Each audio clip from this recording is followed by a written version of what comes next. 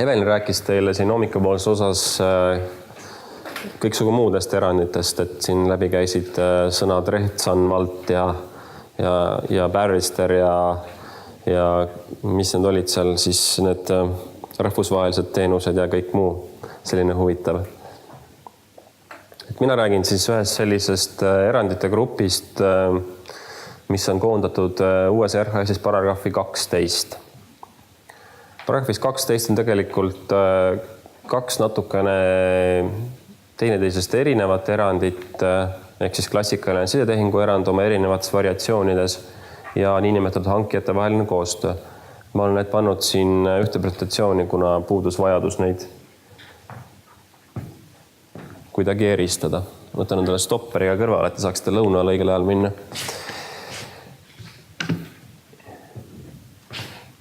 Sidetehingu puhul ega ta Eesti õiguses ei ole midagi väga uut. Et nagu te sellelt slaidilt näete, siis tegelikult on teatavad sidetehingu sätted olnud RHS-is juba 2007, on mõningast kohtupraktikat. Üks vist on nendest Riigikohtu kaasustest puudutab seda Tahkuranna vallavalitsuse vaidlust ja üks mälu järgi puudutab vahvat lepingut riigi ja Elroni vahel, kui ma õigesti mäletan. Aga niimoodi agusihkalikult alustades, siis sisetehingu puhul erandi mõte seisneb siis selles, et kui me tavaliselt räägime hankelepingust, siis me räägime olukorrast, kus on hankija, kes sõlmib lepingu temast eraldiseisva isikuga. Ehk siis näiteks Rahandusministeerium soovis mingisuguseid koolitusi korraldada, tutvustada RHS-i, siis me tegime hankemenetluse ja sõlmisime selle raames siis lepingu koolituste korraldajaga, et see on väga lihtne. Nüüd mõningatel juhtudel võib tekkida olukord, kus küll formaalselt on tegemist hankijaga ja ta sõlmib lepingu formaalselt temast eraldiseisva isikuga, aga funktsionaalselt oleks need kaks isikut justkui üks tervik. Et näiteks seesama näide, mida ma eelmises plokis rääkisin, kus on Leedu Raudtee äriühing, kellel on enda tütarettevõtja ja temad sõlmisid omavahel sidetehingu. Et riigihanke õiguslikus kontekstis on nad justkui üks tervik, ehk siis on tehing nende endi sees, piltlikult öeldes. Sidetehing ongi see erand, mis on mõeldud juhtudeks, kus formaalselt küll on olemas hankelepingu tunnustele vastav leping, mis sõlmitakse kahe eraldiseisva isiku vahel, kuid hankemenetlust korraldama ei pea. Võib-olla teistsugune näide sellest natukene selline utreeritud oleks see, et teoreetiliselt Rahandusministeerium võib täita kõiksugu funktsioone, mis ta on usaldatud ise. Ehk siis tal on seal oma osakonnad ja üks täidab mingit oma funktsiooni. Näiteks on riigihangete riigiabi osakond, kes tegeleb selle valdkonna õigusloomega. Et kui riik tahaks, ta võiks ennast ümber korraldada näiteks niimoodi, et riigihangete riigiabi osakond oleks mingisugune eraldi isik, mingisugune minu poolest utreerituna kas või mingi sihtasutus, mis sellega tegeleks. Sellisel juhul säiliks tema küll side küll riigiga kindlasti, aga ta vähemalt oleks formaalselt eraldiseisev. Ja kui riik tahaks tellida Rahandusministeerium selle isiku käest midagi, siis tekib küsimus, et kas ta peaks riigihanke selleks korraldama. Ühesõnaga, sidetehingu puhul tuleb lihtsalt lähtuda sellest niinimetatud ametiasutuste vaba otsustamise põhimõttest, millest sidetehingu erand ka välja kasvab, ehk siis kui hankijal on mingisugused enda vahendid, siis ta võib need ise kasutada ega pea siis tingimata pöörduma erasektori poole, et sealt midagi osta. Et sageli on kirjanduses toodud välja niinimetatud keemitajate või raamatupidajate näidet, ehk siis kui hankijal on endal raamatupidajad palgal, siis ta võib nende käest osta või keevitajad. Ega ei pea tingimata siis seda küsimust outsourcima. Sisetehingu tingimuste puhul on sisuliselt kriteeriumid samad, mis olid ka varasemas Euroopa Kohtu praktikas ja ka osaliselt ka RHS-is, eelmises RHS-is. Eristada saame jätkuvalt kontrollikriteeriumit, tegevuskriteeriumit ja erakapitali osaluse piirangut. Kõige tähtsam kriteerium minu jaoks on tegelikult see inimesed kontrollikriteerium, millest ma teile siin natuke aega tagasi juba rääkisin. Ehk siis, mille sisuks on sisuliselt see, et hankija peab teostama selle isiku üle, kellega ta sidetehingut soovib sõlmida, kontrolli, mis on sarnane kontrollile tema osakonna üle. Ehk siis, kui me räägime näiteks mingist hankijast, kellel on oletame mingisugune äriühing, siis see äriühing peaks tegutsema nii, nagu tegutseks hankija enda osakond. Ehk siis ta ei saa olla ülemäära autonoomne. See ei ole ju realistlik, et mingi teine asutus on nagu käib samamoodi nagu sinu osakond. No siis oleks, ma juba tean, mikrofon juba tuleb, rahune. Minu küsimus siis põhimõtteliselt on see, et hankija saab teha sisetehingut, kui ta omab sarnast kontrolli nagu oma osakonna üle. Et kuidas see nagu reaalsus rakenduks, et kui mul on näiteks, miks ma nüüd küsimust küsin, on nagu see, et riigipilve näide. Et mul on RIKS, kes on Riigi Infokommunikatsiooni sihtasutus, ta pakub riigipilve teenust. Selle teenust sai ellu kutsutud selleks, et põhimõtteliselt aidata erinevatel riigiasutustel, kes ei ole suutelised ise oma IT-turbega piisaval tasemel tegelema, pole suutelised võib-olla neid servereid endale hankima korralikult, et nad saavad tulla RIKS-i juurde ja RIKS siis pakub neile põhimõtteliselt kvaliteetse riigipilve teenuse. Aga see põhimõtteliselt see asi ei toimi nagu niimoodi hankena, et see peaks tegelikult, et see asi tööle läheks, et see asi toimima hakkaks, selleks tegelikult oleks vaja nagu, et RIKS võtabki nende väikeste asutuste eest nagu selle serverite hankimise ära, pluss siis veel pilveteenuste hankimise ära. No, siin on tegelikult, me oleme sinuga sellest varem vestanud, eks ole. No, siin on tegelikult kaks võimalust, see millest Evelin rääkis, et äkki peaks RIKS olema keskne hankija nendes küsimustes. Või alternatiiv, et kuidagi üritada sidetehinguga seda asja teha. Aga nagu sa tegelikult ise ütlesid, et mul on jäänud mulje su küsimusest, et tegelikult hankijad, kes tema käest tahaksid osta, ei kontrolli RIKS-i nii nagu oma osakonda. Kas ma saan õigesti aru? Või see oli midagi muud, mis sa tahtsid öelda? Ma ütleks, et Majandus-Kommunikatsiooniministeerium ei kontrolli ka RIKS-i päris nii nagu oma osakond. Et RIKS-il on tegelikult ju olemas ju mingi oma nõukogu, kuhu kuulub Majandus-Kommunikatsiooniministeerium kantsler, Rahandusministeeriumi kantsler. Et see ei ole päris niimoodi, et Majandus-Kommunikatsiooniministeerium kontrolliks ka tegelikult RIKS-i nagu oma osakonda. Ma jõuan järgmises slaidides selle küsimuseni, aga päeva lõpuks, kui ükski hankija ei kontrolli seda täitet nii nagu oma osakonda, siis ei saagi sidetehingut vähemalt klassikale sidetehingu sätte alusel sõlmida, et see on see kõige alus. Aga ma arvan, et järgmised slaidid tegelikult võib-olla selgitavad siis seda, et kuidas see kontroll võiks, milles seisne, kuidas tekkida, et see ei pea tegelikult, kui lühidalt vastata, see ei pea olema nagu see olukord, kus Majandus- ja Kommunikatsiooniministeerium ise seda kontrolli teostab, näiteks RIKS-i üle. Aga jõuame selleni hiljem. Oli sul veel midagi? Selline küsimus on ka tegelikult, et kas selle uue riigihangete seaduse raames, kas põhimõtteliselt sisetehingu rakendamise võimalus nagu laieneb, et kas COVID saaksid ka sisetehingu õigust kasutada.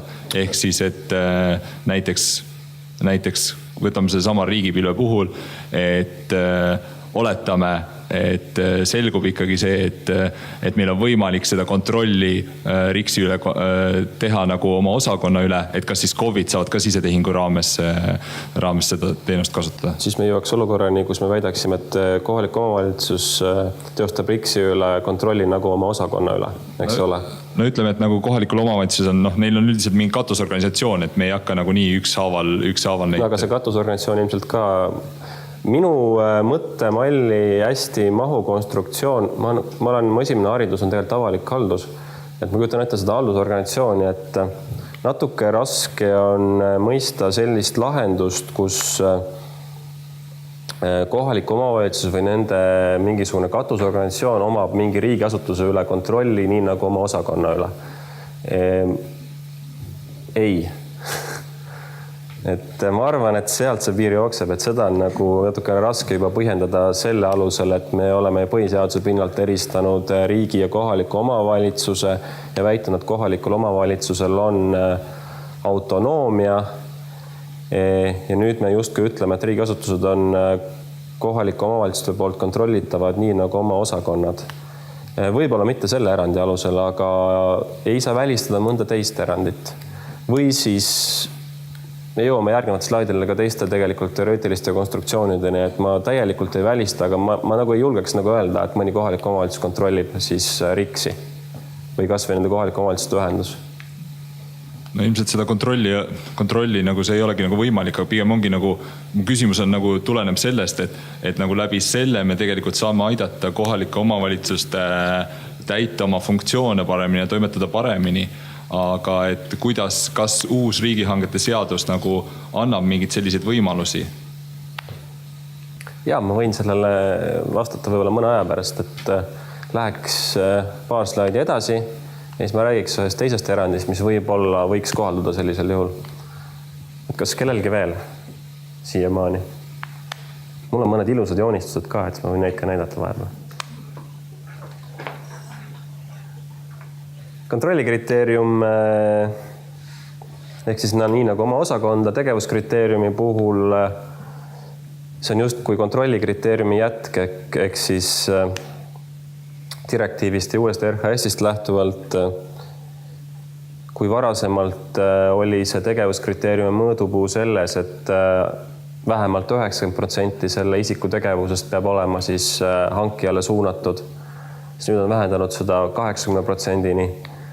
Ehk siis selline primitiivne näide, et kui kohalikul omavalitsusel näiteks on mingi äriühing, siis selle äriühingu tegevusest 80% peab olema ülesannete täitmine, mille tal on täitmiseks usaldanud siis kohalik omavalitsus. 20% võib see olla nii nimetatud vabal turul ehk siis lepingu väliselt kellelegi. Ja kolmas on üsna mõistetav, vähemalt vanasti oli erakapitali osaluse piirang. Ehk kui sisetehingusse astutakse, siis ei tohi täitjas olla üldjuhul erakapitali osalust, kuna see tähendaks sisuliselt seda, et hankija sõlmib lepingu erasektori partneriga, mida üldjuhul ei saa õigustada sisetehinguga, kuna see annaks siis teenimatu eelise.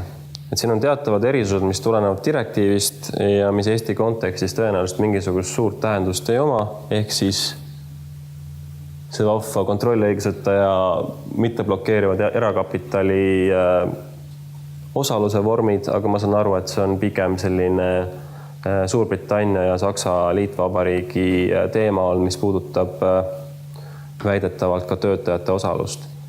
Ehk siis Eesti kontekstis, ma arvan, see erakapitali osaluse piirang siis piirdub siis sellega, et selles täitjas ei tohi olla üldse mingit erakapitali. Konkreetne näide siia Austrias Viini lähedal on selline linn nagu Mödling. Ja see linn mõtles välja enda arvates hästi kavala skeemi. Ehk siis soovis korraldada jäätmekäitlust, tegi selleks siis nii-öelda munitsipaalfirma. Sõlmis selle munitsipaalfirma sisetehingu, ütleme see 1. september sõlmis sisetehingu ja 15. september siis võõrandas 49% sellest äriühingust erakapitalile. ja Euroopa Komisjon ei olnud väga vaimustunud sellest skeemist. Vaidlus päädis siis Euroopa kohtus. Euroopa kohus leidis, et see ei ole lubatud, et see on põhimõtteliselt nagu otseleping ilma hanketa erakapitalil põhineva isikuga. Sarnase küsimusega olen kokku puutunud näiteks Eesti Teede kontekstis, kellel on või oli ka mõningaid sidetehinguid. Ja kui räägiti Eesti Teede võõrandamisest, siis oli ka küsimus ka, et kas neid saaks koos sidetehingulepingutega võõrandada ja see vastus oli siis ei, selle sama kaasuse näitel. Nüüd võib-olla, mis varasemat küsimust puudutab, vist ei taha vastust praegu saada. Et tegelikult võib olla ka selline olukord, kus kontroll on ühine. Ehk siis on mingisugune näiteks juriidiline isik, mida kontrollivad mitu hankijat ühiselt. Et teoreetiliselt ma kujutaks ette olukorda, kus näiteks kohalikud omavalitsused ja riik moodustavad koos mingisuguse ühise sihtasutuse, äriühingu. Ja siis tegelikult võiksid osalust omavad kohalikud omavalitsused kui ka riik, eeldusel, et need kriteeriumid on täidetud, mõlemad sellelt näiteks sellelt sihtasutuselt midagi otselepinguga osta. Aga ma ei tea Eestis väga palju selliseid, peaaegu üldse tegelikult selliseid ühiselt omatavaid isikuid. Et väidetavalt ühistranspordikeskustega mõeldakse. Kindlasti on olemas käsi on seal taga. See ei peab pooled sõnad on. Ma lihtsalt korra küsida, et sihtasutustele, kuivõrd see kohaldub just, et see erakapitali osaluse piirang, mis selle osaluse all mõeldakse, et erakapitali osalus, kui me räägime sihtasutustest, sihtasutustele on ju asutajad, seal ei ole osanikke. Ja kui sihtasutusel on näiteks asutajad nii riik kui erasektor, millest me siis nagu räägime, kas me räägime osalusest siin või? Kas see kohaldub sihtasutustele, kus ei ole osanikke? Ja, et seda peaks tegelikult natukene mõtlema, et kas äriühingute puhul on lihtne, eks ole, seal on aktsiakapital, osakapital, et kas tegelikult, kui me räägime asutajatest, et kas see sisetehing siis justkui annaks tegelikult sellele erakapitali nii-öelda asutajale mingisuguse eelise. Et natukene raske nagu öelda, et ta annaks, et siis ma eeldaksin, et see piirdub tegelikult ainult klassikalises mõistes äriühingutega, et võib-olla mitte isegi sihtasutustega. Aga ma ei ole seda, tunnistan ausalt, seda küsimust ei ole esitatud mitte kunagi, et kas nüüd sihtasutuste puhul selline eelis võiks seisneda, et see tulekski selles nii-öelda eelise saamise võtmes vaadata. Aga selles mõttes märkus on väga korrektne praegu.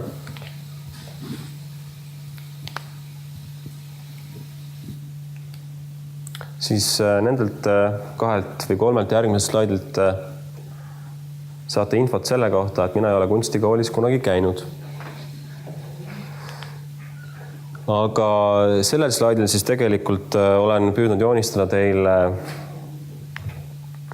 erinevaid vorme vertikaalse sisetehingust, mida siis tegelikult uus seadus lubaks. Et see vasakpoolne on selline väga klassikaline ka praeguse seaduse alusel toimuv sisetehing. See on hankija ja see tema kontrollitav juriidiline isik. Tegevus liigub selles suunas ja raha ja kontroll selles suunas. Et see on olnud siis alates 2007 aastast ka RHS-i alusel võimalik. Siis selline lahendus, millest tegelikult RHS ega direktiivid otseselt ei räägi, aga kohtupraktikas on lubatud, on siis selline olukord, mis on ka nii-öelda ülalt alla vertikaalne sisetehing. Nimetame seda näiteks emaettevõtjaks, tütarettevõtjaks. Sellel slaidil on selline olukord, kus on emaettevõtja, tema tütarettevõtja on siin keskel ja sellel tütarettevõtjal on omakorda tütarettevõtja. Ehk siis tegelikult kohtupraktika ja RHS lubab sellist lahendust ka, et hankija ostab siis sellelt juriidilist isikult ja see kontroll käib siis läbi selle vahekeha. Ehk siis näiteks öelda midagi sellist, et hankija kontrollib seda juriidilist isikut, kes omakorda kontrollib sellist juriidilist isikut, ehk siis ja tema võib osta siis, hankija võib osta siis sellelt juriidilist isikut sidetehinguga, kui tingimused on täidetud. et seda võib-olla väga selgelt ei tule seaduse tekstist välja, aga Euroopa Kohtu praktikas on seda lubatavaks peetud. Ja viimane vertikaalne sidetehing oleks siis tegelikult tehing teises suunas. Et näiteks kui see juriidiline isik on samal ajal ka hankija, mis on üsna tõenäoline, siis ta võiks justkui nii-öelda tütarettevõtjana osta ka emaettevõtjalt, ehk siis teistpidi. Lühidalt kokkuvõttes kehtiv seadus räägib sisuliselt ainult ülalt alla soetamisest sidetehinguga ja tegelikult on uue seaduse kohaselt võimalik ka alt üles.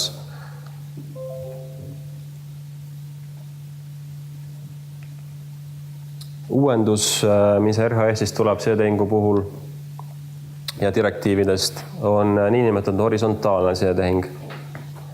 Et kui eelmisel slaidil me rääkisime põhimõtteliselt teljest ülalt alla, alt üles, siis tegelikult on täiesti loogilise jätkuna võimalik ka järgmine olukord. Ehk siis hankija, ütleme, tal on justkui 2 tütarettevõtjat. No, näiteks Majandus- ja Kommunikatsiooniministeeriumi valitsemisalas on kindlasti rohkelt äriühinguid, mida Majandusministeerium võib olla või võib-olla ei kontrolli, eks ole, aga oletame. Et siis teoreetiliselt need 2 äriühingut võiksid omavahel sidetehingu teha, toetudes siis sellele, et neid kontrollib üks ja seesama hankija. Et kõige lihtsam on tegelikult põhjendada seda skeemi ministeeriumite puhul olukorraga, kus mõlemad siis isikut kontrollib siis sama ministeerium, et see on selles mõttes kõige ilmsem skeem. Ja üritada siis seda nii-öelda kontrolli põhjendada sellega, et mõlemad kontrollib sama hankija. Et küsimus, mida me viimasel ajal väga palju saame, huvitav, et siin slaidi peal on nihkunud mingid asjad, aga on see näiteks, et kas see, oletame, et see on mingi välisministeerium, see on ja ühesõnaga teised ministeeriumid tulevad siit. Ütleme, et see on Keskkonnaministeerium, see on mingi Keskkonnaministeeriumi äriühing või midagi sellist. Et on olnud küsimus, et kas see hankija võib osta näiteks sellelt teise ministeeriumi valitsemisala äriühingult või ka vastupidi. Ühesõnaga neid ahelaid võib siin joonistada hästi pikalt, eks ole, nii nagu haldusorganisatsioon meil lubab. Väga ühest selget vastust ei ole ka enda peast suutnud välja mõelda. Et käisime, nagu Evelin mainis, käisime Rootsis kevadel, küsisime Rootsi kolleegide käest ka, et kuidas nemad suhtuvad näiteks sellistesse väga pikkade ahelate otsas sidetehingutesse. Nad ütlesid, et nad ka ei tea, et neil on tegelikult üks kohtuvaidlus pooleli, mis puudutab Rootsi rahvusarhiivi ja siis veel ühte teist hankijat, kes meelde ei tule. Et ju siis selgub selle kohtuvaidluse tulemusena. Et meie käest küsitakse päris sageli, et kas teine ministeerium või teise ministeeriumi valitsemisala hankija või äriühing võib näiteks Riigi Kinnisvara aktsiaseltsiga sidetehingusse astuda. Et ainuke võimalus, kus ma näeks, et see oleks lubatav, on siis see, et tegelikult need pooled peaksid suutma kuidagi tõendada, et see kontroll siis mööda seda ahelat ka liigub. Et kui väga kitsalt vaadata seda pilti, siis tegelikult Rahandusministeeriumi näitel, et Rahandusministeeriumi valitsemisala või haldusala asutusi ja äriühinguid neid kontrollib otseselt tegelikult, kui kontrollib siis Rahandusministeerium. Ja näiteks Majandusministeerium on siin skeemil küll võib-olla kõrval, eks ole. Tekib küsimus, et kas tema suudab kuidagi mõjutada näiteks siis RKAS-i nii nagu oma osakonda. Et siis me jõuame tegelikult tagasi selle skeemini, et kui selline vahva asi on lubatud ja selline vahva lugu on lubatud, see äkki on lubatud seda sidetehingut põhjendada läbi abstraktse riigi kontrolli. Kuna RHS-i tähenduses on hankijaks nii riik kui ka riigiasutus. Et selle küsimusega me oleme siin pead murdnud, et väga selget vastust täna ei ole. Et üks võimalus on tõesti formaalselt öelda, Nad on kõik justkui riigi tütarettevõtjad ja riik neid kõiki kontrollib nii nagu oma osakonda. See on natuke selline lihtsustatud lähenemine, aga seda põhjendust võiks sealt justkui otsida. Probleem, mis siit tõusetub, on siis tegelikult see, et kui me ütleme, et jah, et see võiks niisugused läbi riigi niisuguste pikkade ahelate kaudu käia, et siis me joome sellise järelduseni, et hankija on küll riik või riigiasutus, aga riik hangib ainult siis, kui ta sidetehingutesse astub, eks ole, et muus olukorras tegelikult ju riik on selline pseudohankija, riigil ei ole hankekorda ja riigil ei ole hankeplaani, et see on ainult, eks ole, päris hankijatel. Et tekib sellised naljakaid küsimusi.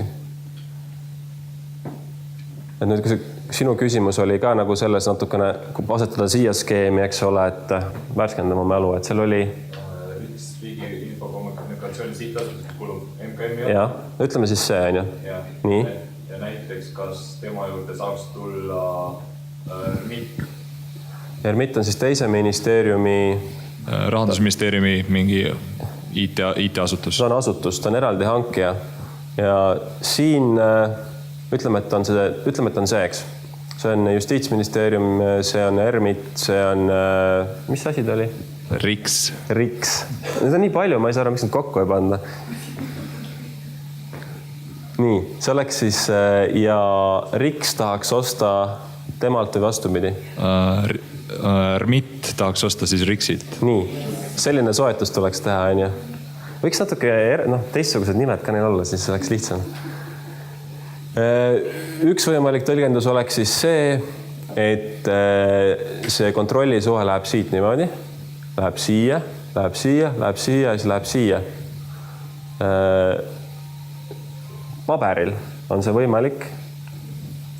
Kas sisuliselt kahes aspektis, üht ma ju mainisin, et tegelikult see on abstraktsioon siin. Ta ei hangi kunagi tegelikult mitte midagi. Aga võib proovida. Teine on, isegi kui me ütleme, et see on paberil täitsa okei, siis tekib see küsimus, et Euroopa Kohus on öeldud, mida rohkem ahelas me lähme kaugemale, mida pikem see ahel on, seda vähem seda kontrolli tegelikult on. Et siis, kui meil tekib juba nii pikk ahel, siis on see küsimus, et kas see kontroll lahjene siin ära mingi hetk. Me joome küsimusi, et tegelikult kas see nii-öelda abstraktne riik siis kontrollib seda vahvat isikut nagu oma osakonda või kontrolli. Et ma tean ühte kohtuvaidlust, mida vanasti pidas Majandus-Kommunikatsiooniministeerium seoses selle Elroni sidetehinguga. Ja minu teada Majandus- ja Kommunikatsiooniministeerium ise ka ei uskunud, et nad kontrollivad Elroni nagu oma osakonda. Mina isiklikult siiamaani ka ei usu seda, aga Riigikohus leidis, et jah, et nad kontrollivad. Siis me joome sellise aruteluni siin lõpuks, et kas näiteks Haridus-Teadusministeerium kontrollib Tartu Ülikooli nagu oma osakonda. Ma usun, et Tartu Ülikooli inimesed tõusevad püsti, lähevad ruumist välja, kui nad seda kuulevad. Et siin tekib sellised naljakad assotsiatsioone. Et kui me räägime klassikalist sidetehingust, siis selle lubatavuse puhul peaks siiski püüdma põhjendada seda kontrolli kuidagi, kui need isikud soovivad lepingusse astuda. Kas või siis nii-öelda teoreetiliselt. Ja ei saa päris niimoodi ka öelda, et riik on kõik üks, on ju, et see ei ole selles mõttes hea argument. Et vanasti me kohtasime sageli seda argumenti, aga riigis on nagu kõik üks tervikriik ja nii edasi. Et see tegelikult seadus ikkagi nõuab kontrollisuhte määratlemist mingisugust.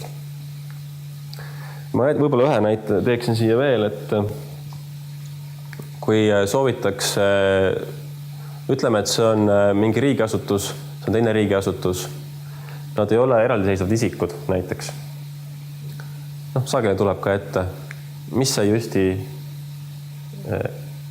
RIX või? See on RIX ja ütleme, et see on see tehik, on mingi siuke asi olemas. Mõlemad tegelikult riigiasutused ei ole eraldiseisvad isikud. Kui nad eraldiseisvad isikud ei ole, siis see üldse see tehingu reeglitele ei allugi, vaid see on tehing ühe isiku sees. Ehk siis RIX esindab riiki, tehik esindab riiki, siis me pea üldse seda hakkama läbi tegema seda mõtteharjutust. Mõlemad on siin, need on küll üks riik. Aga kui tekib selline olukord, kus formaalselt on eraldiseisev isik, sihtasutus on eraldiseisev isik, äriühing on eraldiseisev isik, siis see mõtteharjutus on teistsugune. Kas teil on selle keerulise ja segase jutu kohta midagi küsida? Ma võib-olla küsiks veel siis selle lihtsalt üldistava küsimuse, et kas selle uue riigihangete seaduse raames, et kas siis tegelikult see võimaldab sisetehingu laiendamist, ehk siis see ring, kes saavad sisetehingut kasutada, kas see asutuste ring kasvab? See asutuste ring on määratletud avaliku sektori hankijaga, ehk siis võrgustikusektori hankijale paragrahv 12 ei kohaldu. Ma ei tea, kas see tuleb tegelikult ka praegust RHS-ist välja, uues RHS-is on see niimoodi määratletud. Teine erinevus on see, et kui ma kehtivat RHS-i loen, siis seal on ju öeldud midagi sellist, et ma nüüd ei ole ammu lugenud seda, pole põhjust on. Aga et kas seal on vist midagi sellist kirjas, see tehing on hankija leping äriühinguga, eks? Kui ma õigesti mäletan. Et tegelikult see ei pea piirduma nüüd ainult äriühinguga, et kõiksugu muud juriidilised, teoreetiliselt ka füüsilised isikud võiks sinna alla kvalifitseeruda, et selles mõttes see laiendamine eksisteerib. Aga selles mõttes, kes on õigustatud see tehingusse astuma, et see piirdub siis avaliku sektori hankijaga. Ehk siis, kui me räägime mingisugusest võrgustikusektori hankest, siis temal on võrgustikusektori peatükis siis omad sätted, mis võimaldavad siis tehingut seotud ettevõtjaga ja nii edasi. Et seal on teisiti. Ma ei tea, kas see vastas su küsimusele väga, aga... Natukene vastas. Et sa pead siis tegelikult vaatama korraks kehtivasse RHS-i, et millega seal on piiritletud see õigustatud isikute ring.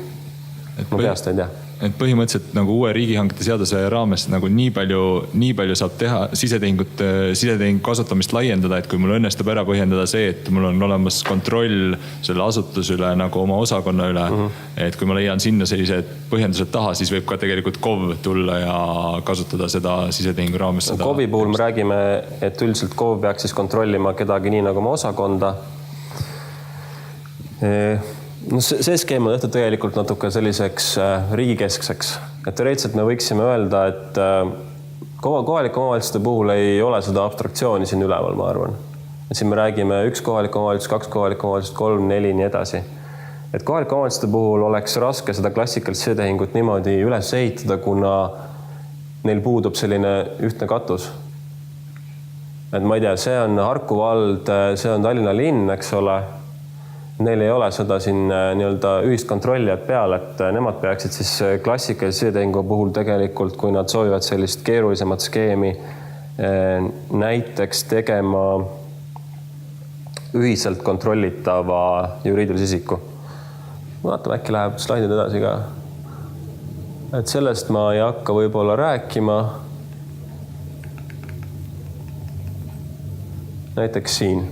Et tegelikult Euroopa kohtupraktikas on päris palju selliseid kaasuseid, kus on mitu kohalikku omavalitsust teinud ühise mingi äriühingu. Ja siis on leitud, et nad kõik võiksid selle äriühinguga lepingusse, sisetehingusse astuda, kui tingimused on täidetud. Teoorias on võimalik ka tõenäoliselt selline, mida ma enne rääkisin ka, et selline moodustis, kus riik ja kohalikud omavalitsused koos teevad mingisuguse ühise äriühingu, mida nad siis kõik justkui kontrollivad. Ma ei tea, kas neid Eestis on, aga võib-olla kui maailma kõige suurem häda käes on, siis mingiks skeemiks on vaja, siis võib selle peale mõelda.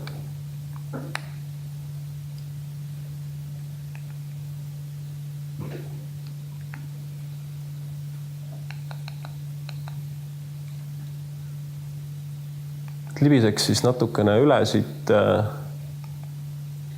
ühe teise erandi juurde, mis on ka paragrahvis 12, mis on uus, tuleneb kohtupraktikast, on direktiiviga täpsustatud. Väga pikalt sellest ei räägiks, kuigi ma kujutan ette, et siin nagu huvitakse, võime eraldi sellest rääkida, on ametiasutuste või siis hankijate vaheline koostöö. Erand siis sündis kohtulahendist Saksamaa Liitvabariik versus komisjon, või siis komisjon versus Saksamaa Liitvabariik, kus tehiolud olid sellised, et Hamburgi linnas sooviti püsti panna prügipõletit mis siis põletaks Hamburgis tekkivat prügi. Selle nii-öelda projekti ettevalmistamisel tekkis see küsimus, et selleks, et see oleks elujõuline, kogu see projekt peaks sinna vedama rohkem prügi, kui Hamburgis tekib. Ja siis sõlmis Hamburgi linna heakorrateenistus, kes on hankija, lepingu Hamburgiga piirnevate kohalike omavalitsustega, et nood veaksid siis oma prügiga sinna tulevasse prügipõletisse ja Hamburgi linna heakorrateenistus maksaks siis selle eest tasu. Et hankelepingu sellised tunnused sellele tehingul olid. Komisjon ei olnud kuigi rõõmus selle üle, vaidlus läks Euroopa kohtusse, kuna selle lepingu sõlmimiseks siis või lepingute juba mingit hankemenetlust ei korraldatud. Ja Euroopa kohus leidis, et tegelikult selles kontekstis oli tegemist sellise hankijate avalikust huvist tuleneva ülesande koostöös täitmisega, millele võiks siis välja mõelda mingisuguse muu erandi. Et miks see muu erand nendel tingimustel, mis siin toodud on direktiivis lõpuks tekkis, oli see, et Euroopa Komisjon väitis seal menetluses seda, et kui need külgnevad kohalikud omavalitsused ja Hamburgi linn oleks siis teinud selle lepingu raames ühiselt kontrollitava äriühingu näiteks, et siis oleks kõik okei olnud riigihanke õiguslikust aspektist. Euroopa kohus mõtles selle peale seda, et Euroopa Liidu õigus tegelikult ei kohusta koostööd tegema mingisuguses kindlas juriidilises vormis. Et kui see nii-öelda õigusvastasuse ja õiguspärasuse piir jookseb ainult sealt, et kas teil on ühine äriühing või mitte, see on tegelikult selline formaalne mõttetus. Ja siis tekkiski kohtupraktikas selline 3 punktiga erand. Et hilisemates kaasustes on seda täpsustatud, laiendatud. Võib-olla mainiks ära kohtulahendi Lecce, mis on Itaalias. Seal juhtus siis selline lugu, et oli vist Salento ülikool ja Lecce linn sõlmisid otselepingu. Otselepingu esemeks oli siis Salento maakonna haiglate maavärina kindluse uurimine. Maavärina kindluse uurimine oli ülesanne, mille Itaalia õigus pani siis kõikidele kohaliku omavalitsustele, et te peate oma nii-öelda hoonete maavärina kindlust mingi ajavahemiku jooksul uurima. Selleks siis sõlmisidki ülikool ja Lecce linn lepingu. Arhitektid ja insenerid leidsid, et tegelikult oleks pidanud korraldama riigihanke. Ei olnud mitte mingisugust sisulist põhjust sellise lepingu sõlmimiseks. Vaidlus päädis Euroopa kohtus analüüsis seda kaasust, leidis, et klassikalist seetehingut siin ei olnud, kuna Lecce linn ei kontrollinud Salento ülikooli nii nagu oma osakonda. Siis ta hindas seda, et kas Salento ülikool ja Lecce linn oleks võinud selle lepingu sõlmida hankijate vahelise koostöö raames, aga jõudis järeldusele, et kuigi maavärina kindluse uurimine võis küll olla selle kohaliku omavalitsuse seadusest tulenev ülesanne, ehk siis talle pandud kohustus, siis kindlasti ei olnud see ülikooli ülesanne. Ehk siis teisisõnu ei saanud seda õigustada ka mingisuguse ühise avalikest huvidest tuleneva koostöö kaalutlusega. Et tegemist oli sisuliselt täiesti tavalise hankelepinguga, mis sõlmiti hankemenetlust korraldamata. On ka mõningaid muid lahendeid, mille ma siin välja olen toonud, aga need järgivad sama põhimõtet. Et kui teid ametiasutuste koostöö erand väga sügavalt peaks huvitama, et ma kahtlustan, et inimesi väga palju Eestis ei ole, keda see väga sügavalt huvitaks, aga kui on, siis eelmise aasta või isegi selle aasta ühes juriidika numbris on Ivo Pilvingu selle teemaline artikkel, kus ta seda detailselt käsitleb. Ja sealt saate kindlasti ideid, kui teil need vaja läheb. Aga tulles tagasi sealt enne esitatud küsimuse juurde, et kuidas kohalike omavalitsuste ja RIKS-i näiteks koostööd ilma hankemenetlusta teha, siis võib-olla siis selle erandi raames saab seda kuidagi õigustada, kui siis leitakse ühisosa RIKS-i ülesannete, kohaliku omavalitsuse ülesannete vahel ja ehk siis selles kontekstis oma ülesanneks olevad avalik teenuseid ühiste eesmärkide täitmiseks ja lähtutakse üksnes avaliku huviga seotud kaalutlustest. Et see on direktiivi tekst, on ka nüüd uue seaduse tekst, et tegelikult mina isiklikult, minu jaoks on see number 1 punkti mõistmine väga keeruline, et mida see sõnade rodu tegelikult siis tähendab. Et teoorias võib ju öelda, et kohalikul omavalitsuste RIKS-il on kõik ühine ülesanne see, et elu läheks paremaks, on ju. Et siis selle raames võiksid nad sellist hankete koostööd teha, aga siis tekib minul küsimus sellest, et tegelikult kogu avaliku sektori eesmärk on, nii kohaliku omavalitsuse kui riigi eesmärk on, et elu oleks parem, et kas nad saaksid põhjendada siis kõiki oma nii-öelda koostöölepinguid sellega, et me sõlmisime lepingu seetõttu, et meie mõlema ülesanne, et elu oleks kõigil hea. Et ilmselt seda piiri peab kuskil haldus- ja kohtupraktika tõmbama, aga kuna seda erandit Eesti õiguses kuni 1. septembrini ei ole ja Euroopa kohtupraktikat ka väga palju ei ole, siis ei oska öelda, et kus seda tõmmata. Aga võib alati üritada põhjendada ka selle erandiga mõningaid otselepinguid. Ja siin on siis oluline kriteerium jällegi selline 80-20 suhe. Üks slaid siis protsendimäärade arvutamise kohta, et kuidas seda 80-20 suhet siis määratleda. Seal on käitumisjuhis üsna selgelt kirjas.